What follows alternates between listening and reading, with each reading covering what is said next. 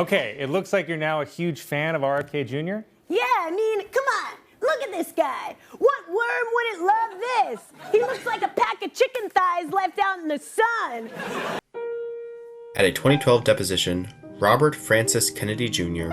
revealed that, after visiting a doctor due to concerns about mind fog and memory issues, he discovered he had a brain worm. RFK said, "The worm got into my brain and ate a portion of it and then died. This worm, which affects only a small percentage of people around the world, likely came from him consuming undercooked or raw pork." Fast forward to 2025, and RFK has become the director of the United States Health and Human Services Department, being selected by President Donald Trump and appointed by the Senate.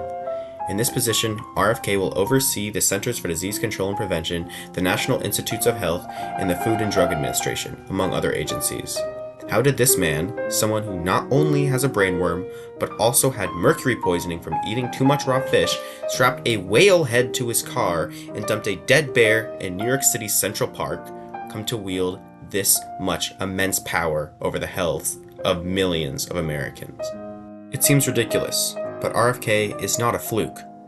His views and policies are part of a larger pattern at the heart of American politics, specifically right-wing politics. In recent decades, skepticism of science and traditional health practices has gone mainstream, morphing and metastasizing, fueled by conspiracy theories and scientific misinformation. Food and health, things so central to our daily lives that we barely even think about them, are ripe for politicization. From cowboys in the Old West to modern protein fitness influencers, this trend is deeply American.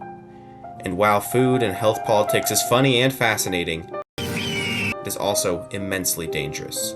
The recent measles outbreak in a heavily vaccine-skeptical area of Texas is just one harrowing example. In this context, RFK's rise is only a symptom of a much larger condition, one I will explore here. A good place to start is the raw milk movement. Pasteurizing milk has been common in the US since the 1920s, with many states soon after banning the sale of raw milk for its potential dangers to personal and public health. Pasteurization, to be clear, is the process in which milk is taken directly from the animal and is heated to a high temperature, then cooled quickly. This process kills many dangerous bacteria in the raw milk, such as tuberculosis. Regardless, legalizing the sale of raw milk has been a prominent issue championed by recent Republican politicians. Drinking raw milk appeals to people for its simplicity, a product untouched by elites and scientists. This especially took off after 2016 when Donald Trump was first elected president. In his wake, the new generation of Republicans became increasingly rural and undereducated, appealing to a distrust of the experts. By drinking raw milk, that person is taking control of their health, spitting in the face of big dairy. This is America, and drinking raw milk is freedom.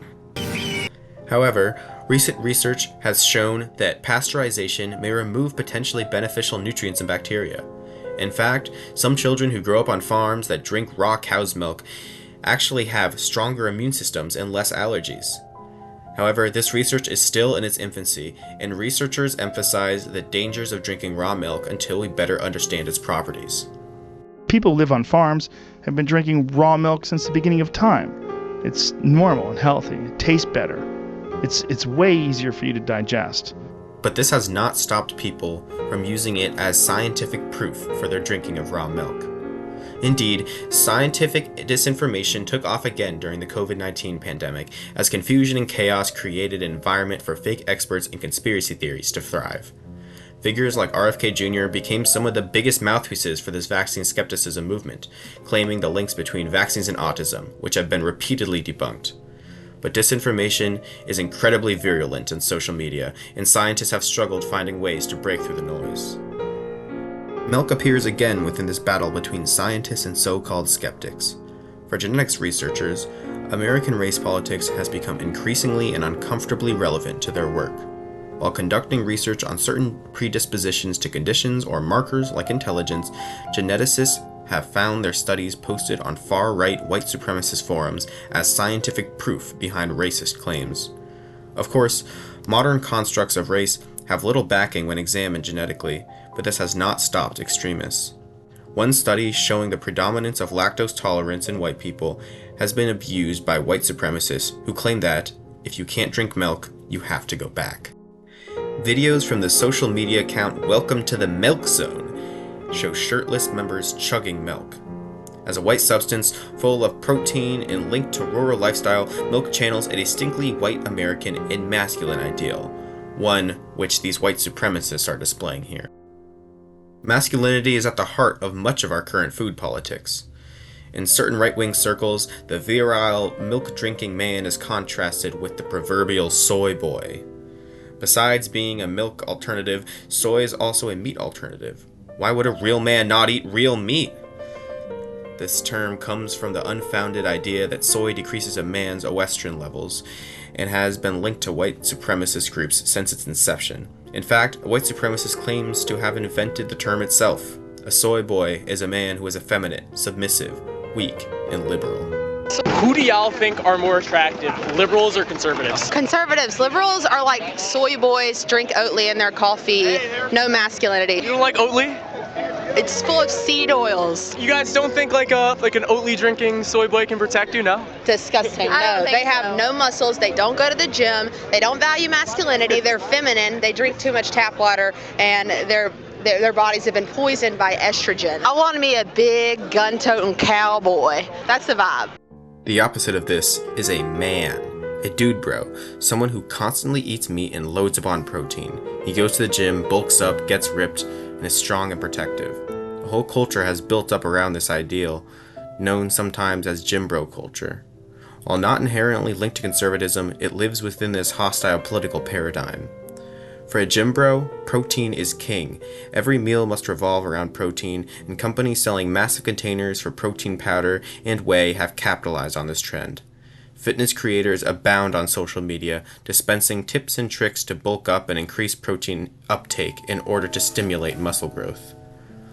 One might think then that Americans are especially lacking in protein, but that is the opposite of the case. A recent study has shown that Americans eat on average 100 grams of the stuff a day, almost double the recommended amount. Yet, 60% of Americans believe that they should be eating more protein. In contrast, nutrients like fat, carbohydrates, and especially fiber have been disregarded, even demonized in traditional food culture. Protein is all that remains, a nutrient that promises to transform one into the increasingly demanding beauty standards of our era. Diets like the paleo diet focus immensely on protein and unprocessed foods, appealing to people for being untouched by modern civilization, mimicking our food from hundreds of thousands of years ago. But the paleo diet does not have much backing of science. After all, domesticated animals and their meat are only about 10,000 years old, a relatively recent invention. But meat is inherently American. Images of cattle call back to the cowboy of the Old West, a time of rugged individualism and manly freedom.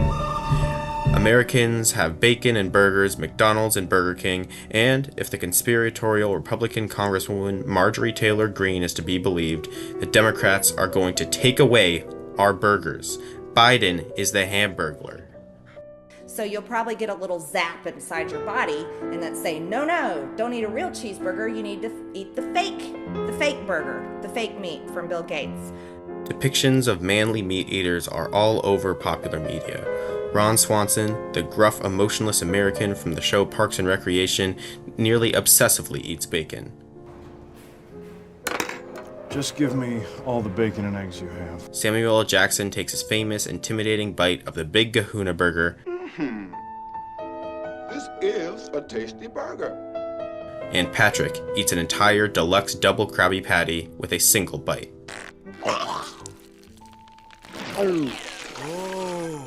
But one man has become almost a caricature of this new meaty masculinity, an internet personality known only as the Liver King. He is a fitness influencer who champions what he calls an ancestral diet that emphasizes unprocessed food and, yes, raw meat. Specifically, he loves to eat raw liver, claiming that it supports his insanely muscular body. Needless to say, this is dangerous and blatantly incorrect. In the modern world, we like to have our bowl of cereal, don't we? This is a primal version of your bowl of cereal. I got my testicles in farm fresh milk from Liver King Ranch. It came out in 2022 that the Liver King was in fact taking anabolic steroids.